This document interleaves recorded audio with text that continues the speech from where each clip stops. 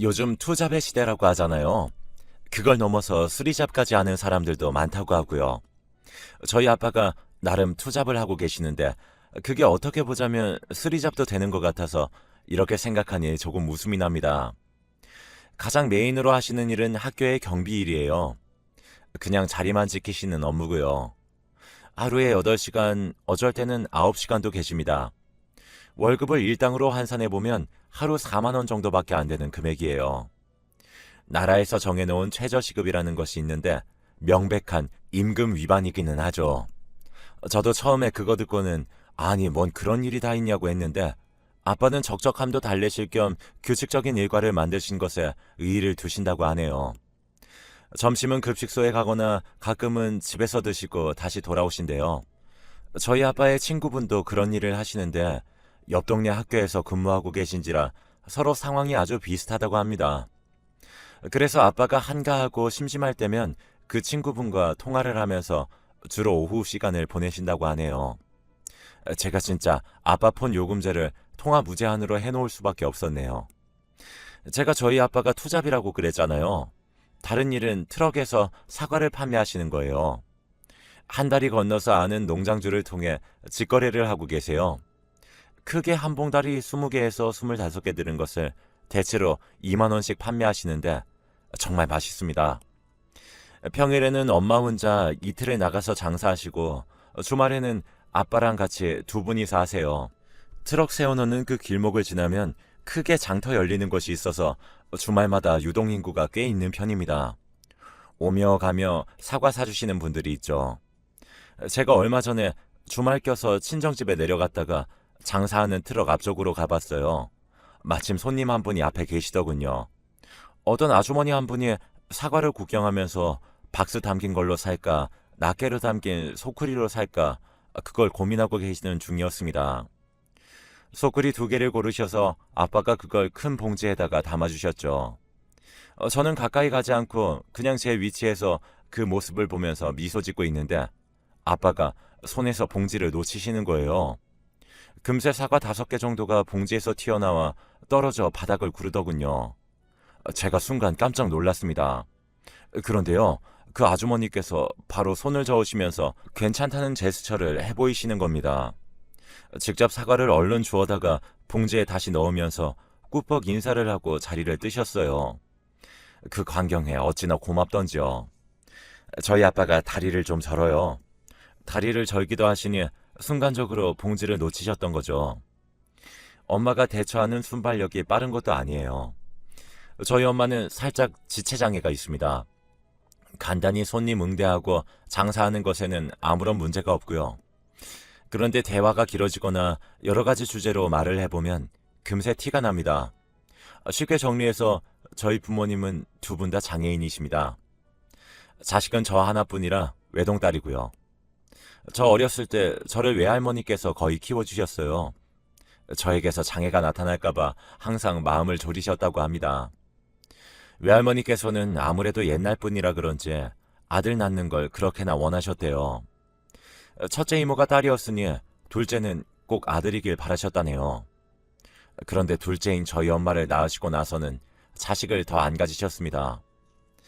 저희 엄마를 출산하시고 나서 몸이 약해지는 바람에 외할머니께서는 셋째를 몇 년 기다렸다가 가지실 생각을 원래는 하고 계셨대요. 그런데 그렇게 몸 관리를 하던 도중 둘째인 저희 엄마에게 장애가 있다는 걸 알게 되신 거예요. 그저 또래에 비해 배우는 게 늦다, 많은 부분에서 더디다 이렇게만 여겼는데 그게 장애였던 거죠. 자기 자식이 그러면 잘 모르나 봅니다.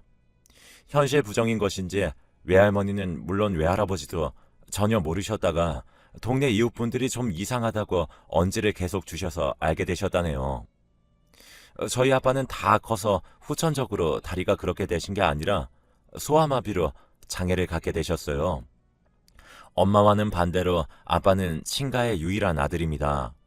위로 큰 고모, 작은 고모 두 분이 계세요. 양가 형편은 아주 비슷하고요. 못 사는 그 수준의 결이 엄청 똑같아요. 그래서 제가 자라는 동안 계속 하게 된 생각이 집안에 장애인이 있으면 온 가족이 케어해야 하고 자꾸 신경 쓰고 하느라 가세가 쉽사리 펼쳐지기 힘들다는 것이었어요. 그리고 그 장애인 당사자가 성공하기도 힘들기 때문에 돈은 더욱 안 모인다는 생각이었죠. 그런 장애인 집안에 두 장애인이 만나 태어난 결실인 저는 머릿속에 성공하고 싶다는 열망이 가득했답니다. 냉정하게 답이 공부밖에 없더라고요. 진짜 열심히 공부했고 스펙 쌓기에 매진했어요. 하지만 결혼은 한 번도 생각해 본 적이 없었습니다. 그것이야말로 불가능한 꼬리표를 다는 것이라고 믿었으니까요. 사람 쉽게 안 믿고 부드러움보단 모난 구석이 많았던 저에게도 절친한 친구가 있었습니다. 대학에서 동기로 만난 절친과 얼마나 잘 통했냐면 둘이 학교 근처에서 같이 자취하게 됐는데도 잘 살았어요. 둘 다 어디 가서 유들유들한 사람이라고 보여질 스타일은 아니었고요. 이를테면 불과 불의 조합인데 잘 통하더라고요. 졸업하고도 계속 연락을 이어갔던 인연이에요. 제가 이 친구를 따라 교회를 한번 나가게 됐습니다. 친구가 원래 교회 다니는 것은 같이 살면서 알고 있었어요. 그런데 저한테 같이 가자던지 강요는 일절 안 했었죠. 어쩌면 제가 종종 뱉었던 말 때문이었는지도 몰라요. 신은 없다고 그랬거든요. 제가 우리 엄마 아빠 두 분 다 그렇게 태어났고 그 덕분에 양쪽 집안 가족들 전부 없는 살림에 더 개고생해가면서 산 거 보면 신은 없는 게 분명하다고 한탄을 했었어요. 제가 성인이 되면서 좀 나아졌지만 학창 시절에는 성격이 개판이었기 때문에 나이가 들어도 비관적인 부분이 꽤 남더라고요. 저희 아빠가 사회생활하면서 가장 역할 비스무리하게 흉내라도 내게 된 것이 제가 고등학교 2학년 전후쯤이었을 겁니다. 사회 소외계층을 위한 일자리가 나오는 게 있는데 저희 아빠는 그것 조금마저도 잘 안 하셨거든요. 엄마는 집에만 계셨죠. 저는 그 가운데 지독한 사춘기를 알았습니다. 환경이 그래서인지 타고난 게 그랬는지 저는 성깔이 있는 편이었어요. 그런데다가 성공에 대한 욕망으로 학구열은 있으니까 짜증을 엄청 자주 내고 살았습니다. 구질구질하고 희망의 불씨 따위는 없는 집구석에 거의 5년 이상 매일같이 화를 내면서 지냈던 것 같아요. 그런 저의 생활에 진절머리가 났었기 때문에 신은 없다고 여기는 게 머리에 박혀 있었고요. 몇 년이라는 세월이 흐르니까 저도 누그러진 것인지 문득 그 친구를 따라서 교회를 한번 나가보게 되었어요. 청년부에는 예배를 따로 드리는데 규모도 크고 재미있다고 친구가 그랬습니다. 사실 저는 그 교회 근처에 순대국밥이 유명하다고 해서 그거 먹으려고 간 거였죠. 서울에서 손꼽히는 순댓국 맛집이었기에 궁금했거든요. 그런데 예배가 끝나니까 웬 모임이 있었어요.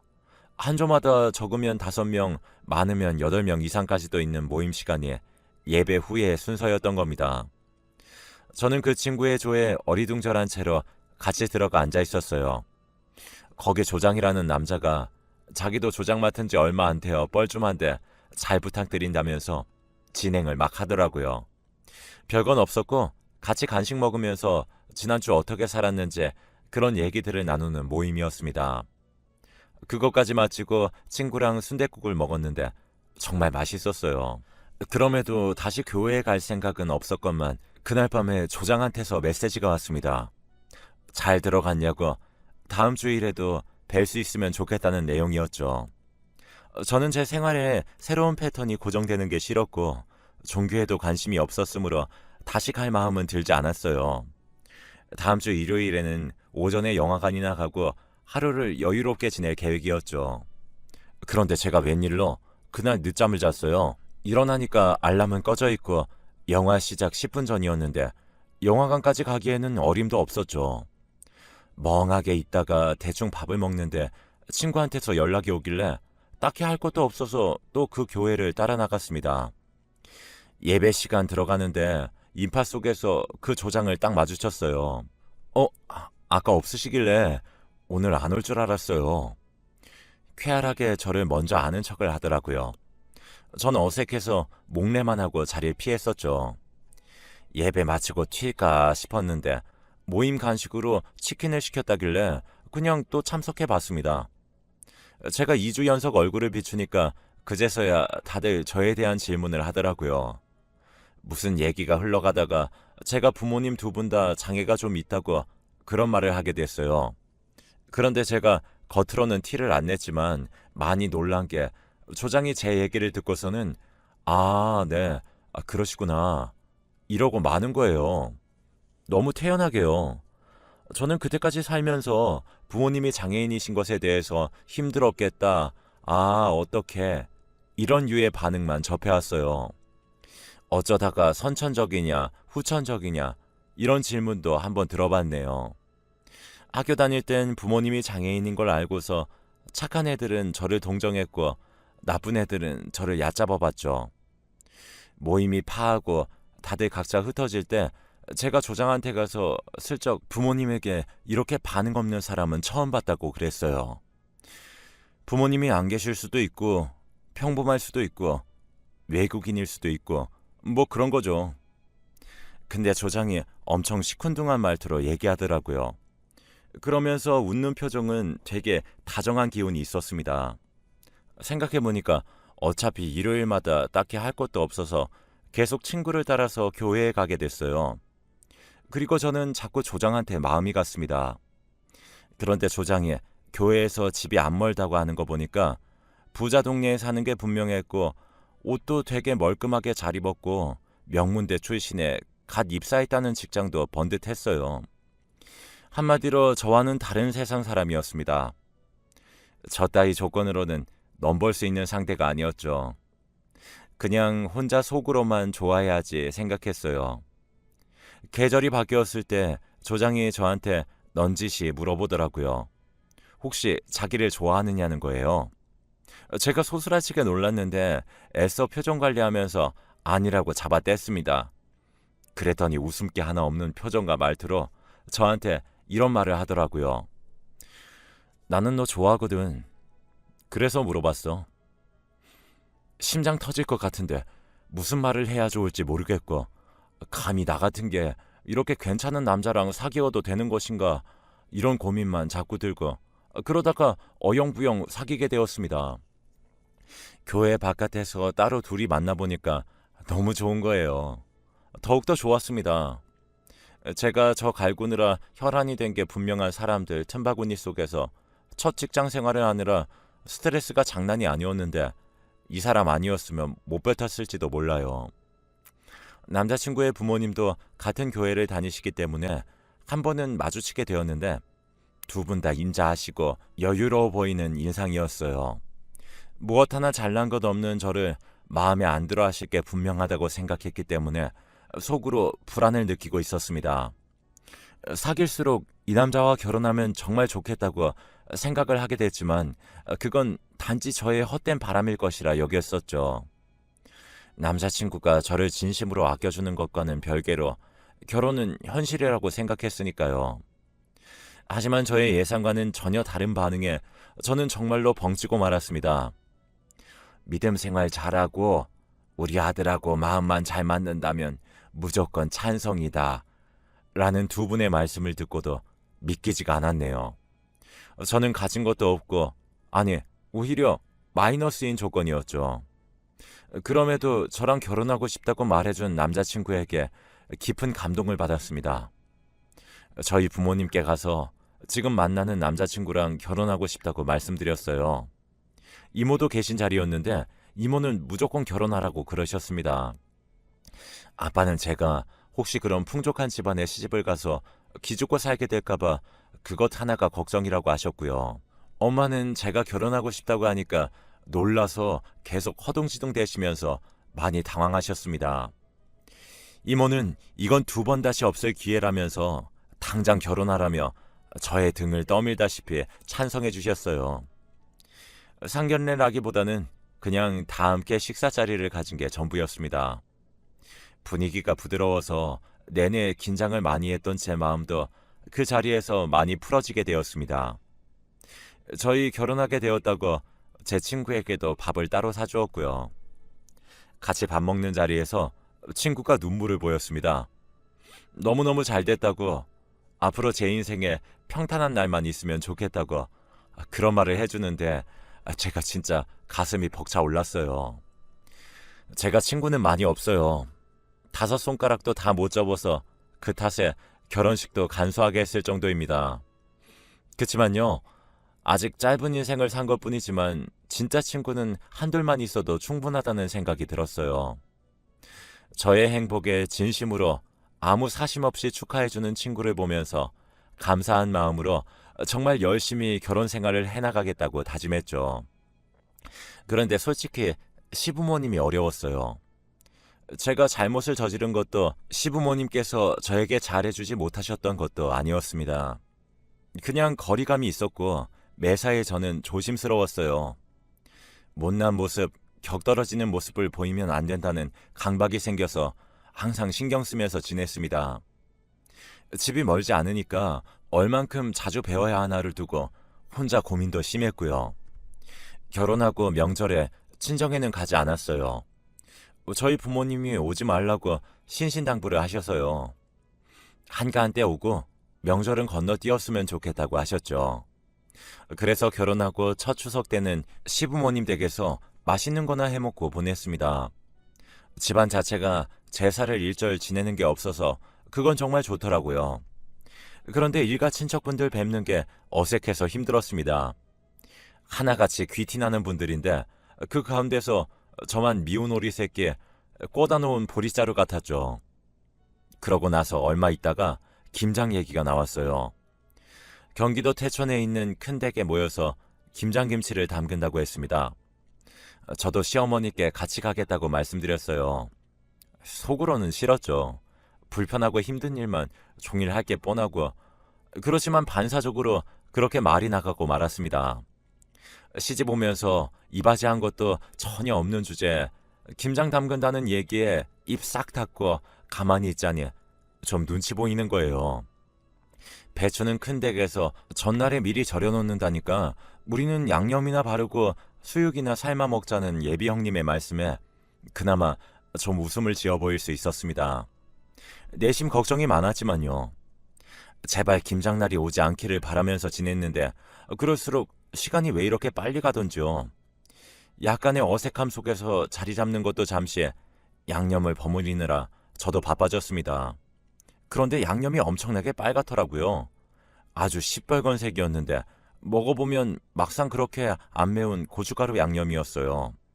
마치 새빨간 떡볶이를 먹었는데 생각보다 안 맵고 감칠맛이 맴돌 때 그 감상과도 같았습니다. 그래도 아주 칼칼하긴 했죠. 시어머니와 이런저런 가벼운 대화를 나누며 작업을 했는데 그러다가 저희 친정집 얘기가 나왔어요. 제가 저희 집은 한 번도 김장을 직접 해본 적이 없다고 하니까 화들짝 놀라셨거든요. 어디 복지단체에서 주는 김장김치는 받아본 적이 있다고 그런 내용을 알려드릴까 하다가 이건 아닌 것 같아서 입을 다물었습니다. 대신 유야무야 둘러댔죠. 가끔 조금씩만 해드세요. 김장은 본격적으로 안 하려고 하셔서요. 그러면 오늘 한 거 좀 싸다가 택배로 보내드릴까? 우체국으로 붙이면 금방 갈 텐데. 네? 아니에요. 감사하긴 한데, 괜찮아요. 그렇게까지 신경 안 써주셔도 돼요. 그런데 시어머니께서는 자꾸만 저희 친정에다가 김치를 보내주려고 하시는 거예요. 그래서 제가 고민하다가 이건 솔직하게 말씀드려야 할 것 같아졌습니다. 사실은 김치를 잘 못 드세요. 엄마가 특히 매운 걸 거의 못 드시거든요. 매운 음식 먹는 걸 가르치는 게 힘드니까 외할머니께서 옛날에 김치를 무조건 물에다가 씻어서 주셨대요. 그게 습관으로 굳어졌어요. 그리고 저희 아빠가 다리를 저시기도 하지만 가끔은 손까지 떠세요. 그래서 어렸을 적부터 양념 있는 걸 많이 안 드셨대요. 반찬 놓칠까 봐서요. 얼굴이며 옷에 김치 양념 묻으면 얼룩 때문에 빨기 힘들다고 잘 안 드셔서 버릇됐다고 하시더라고요. 김치찌개를 거의 안 해먹는 집은 저희 집이 아마 대한민국에서 유일할 거예요. 네. 제가 멋쩍게 웃었어요. 제 딴에는 너무 어려운 얘기가 되지 않았으면 해서 약간 농담조로 한 것이었는데요. 분위기가 좀 숙연하더라고요. 시어머니께서는 많이 당황하신 표정이었습니다. 그걸 보고 저도 덩달아서 당황스러워졌네요. 세상에나, 아니 그럴 수 있나? 아니요, 어머님. 저희 부모님 두 분 다 다른 양념은 다 드세요. 다 드시는데 잘은 못 드신다고 그런 거예요. 무슨 병처럼 제가 말을 늘어놓고 말았는데 그 순간 정말 창피하고 수치스럽고 별별 생각이 다 들었습니다. 그저 이 순간이 얼른 지나가길 바라면서 속으로 빌며 버텼어요. 그날은 무슨 정신으로 김장을 마치고 집까지 돌아왔는지도 모르겠어요. 그래도 시어머니께서 다른 내색 없이 다음에도 저를 대해주셔서 저도 안심할 수 있었습니다. 그리고 몇 주 뒤에 연말이라고 저는 친정집에 내려갔어요. 사정상 친정에는 못 갈 것 같으니 미리 뵈러 간 것이었죠. 아빠가 이때는 학교 일하기 전이었어서 소일거리로 농사일에 주력하고 계셨습니다. 저도 일 좀 거들어드리고 두 분을 차에 태우고 드라이브 시켜드렸어요. 그런 김에 밖에서 저녁을 먹을 작정이었는데 엄마가 자꾸 집에 가서 먹자고 그러시는 거예요. 제가 번거롭게 왜 그러냐고 그냥 외식하자고 했지만 엄마가 저 온다고 고기 양념을 재워놨다고 하시는 겁니다. 그 정성에 어떻게 외면하겠어요. 당장 집으로 차를 돌렸죠. 아빠는 채소를 준비하시고 제가 불고기를 굽고 있는데 엄마가 반찬 준비를 하는 걸 보니까 웬 백김치가 있더라고요. 엄마, 설마 엄마가 저거 김치 담근 거야? 아니, 얘, 너 이거 몰라? 어떻게 몰라? 엄마가 갑자기 흥분해서 같은 말만 반복하시길래 아빠를 불렀습니다. 백김치 어디서 났냐고 하니까 아빠가 얼래? 이러면서 몰랐냐고 하시길래 이게 무슨 일인가 했습니다. 이 김치 안사돈께서 보내주신 건데 난 당연히 네가 아는 줄 알았지. 제가 깜짝 놀라서 고기 굽다 말고 김치통을 확인해 봤어요. 락앤락 아주 큰 사이즈로 2통이나 보내주신 거였어요. 전혀 생각하지도 못한 일에 놀라고만 저의 눈에 그제서야 냉장고에 붙어있는 종이가 들어왔습니다. 저희 부모님이 원래 냉장고에 뭐를 많이 붙여두셔서 그게 눈에 잘 안 띄었어요. 가스불 확인 같은 글자를 적어둔 종이들이 많았고 각종 자석들도 있어서 그걸 못 봤었는데 시어머니께서 정갈하게 쓰신 내용을 보고서는 불가항력적으로 눈물이 차올랐습니다. 제가 집안 식구들 손을 빌려 요리를 하고 살았더니 하수입니다. 저 혼자 하려면 부족한 실력입니다. 그래도 한번 해봤습니다. 제 눈으로 보고 검증된 재료로만 하고 싶었어요. 배추와 무는 저희 집안의 땅에서 직접 농사 지은 것입니다. 레시피 찾아다가 하루 종일 실험을 해봤는데 결과물이 잘 나왔는지 모르겠어요.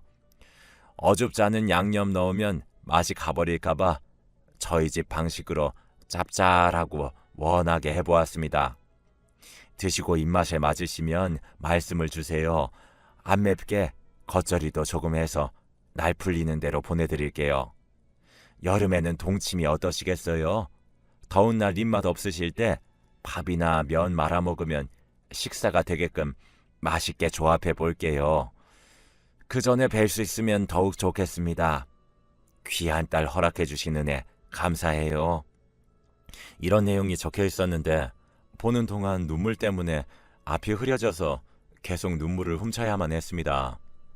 저희 엄마가 속없이 옆에서 울어? 울어? 자꾸 이러는 바람에 안 운다고 대답하고선 뒷모습만 보이면서 불고기를 볶았는데요. 사실 계속 눈물을 삼키느라 힘들었습니다. 저녁상 사진 찍어놨다가 첨부해서 더 시간 늦어지기 전에 설거지 마치는 대로 시어머니께 메시지를 보냈어요. 너무 맛있고 정말 너무 감사하다고요. 그랬더니 시어머니께서 답장하시기를 김치 한다고 싱크대 전부 차지하고 난리 피우느라 스케일이 장난 아니었다. 내가 요리 못하고 음식 못하는 거 이럴 때 들키는 거야. 라고 너스레를 떠시는데 그 모습에 더 감사함을 느꼈습니다. 저희 엄마가 정말 좋아하신다고 국물을 싹 들이키신다고 하니까 엄청 뿌듯해하시고 좋아하시더라고요. 백김치가 하나도 안 매운데 시원하고 자꾸 당기는 맛이었어요. 저희 김장김치도 그때 성공해서 맛이 끝내줬지만 시어머니께서 저희 친정부모님을 위해 따로 수고해주신 백김치의 맛은 못 따라간다고 생각합니다.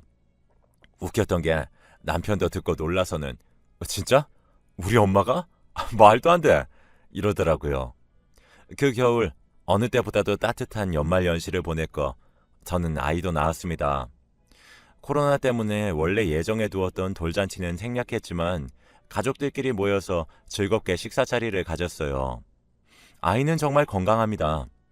애 낳고 나서 혼자 집에 내려가 본 것은 이번이 처음이었어요. 아빠의 실수로 바닥에 떨어져 대굴대굴 굴러간 사과. 그 때문에 떨어진 부분이 상했을 텐데도 되려 웃어주시면서 꾸벅 인사까지 남기고 가주신 아주머니 손님을 보면서 마음 한켠이 뭉클해졌습니다. 아주머니께서는 모르시겠죠. 그 고운 마음씨에 대고 사과 장수에 따른 그 순간 저를 올려드리고 싶었던 것을요. 점차 추워지는 날씨에 그 따뜻한 광경을 보면서 시어머니 백김치가 떠올라 버렸네요. 평생 간직할 감사함이에요. 저로서는 오랜만에 옛일을 되돌아보는 기회였습니다. 저희 부모님은 작게 농사도 지으세요. 어디 파는 건 아니고 직접 드시고 나눠주시는 목적이에요. 이번에 보니까 고구마 캐놓은 거 후숙 잘 되었다고 시댁에 가져가라고 상자에 준비를 해놓으셨어요. 예쁜 모양만 골라놓으신 것에 살짝 웃음이 났습니다.